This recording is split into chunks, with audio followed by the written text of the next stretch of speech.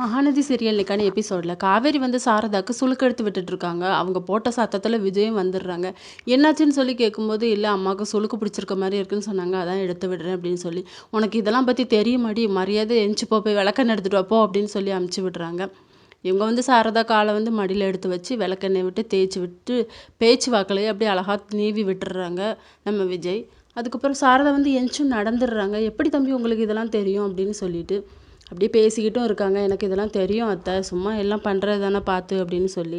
அவங்க வந்து பசுபதி பற்றி பேசியிருப்பாங்க. அப்போ காவேரி வந்து கேட்பாங்க, நேற்று பசுபதி பற்றி பேசுனீங்களே என்னாச்சு அப்படின்னு சொல்லிட்டு.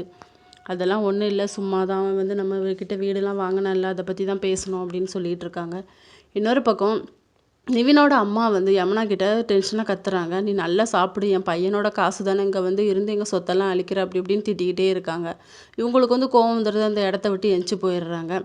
அடுத்த சீனில் விஜய், குமரன், நிவின் 3 பேருமே பேசிக்கிட்டு இருக்காங்க. அத்தைக்கு வந்து எப்படியாவது அந்த வீடை வந்து நம்ம வாங்கி கொடுக்கணும்.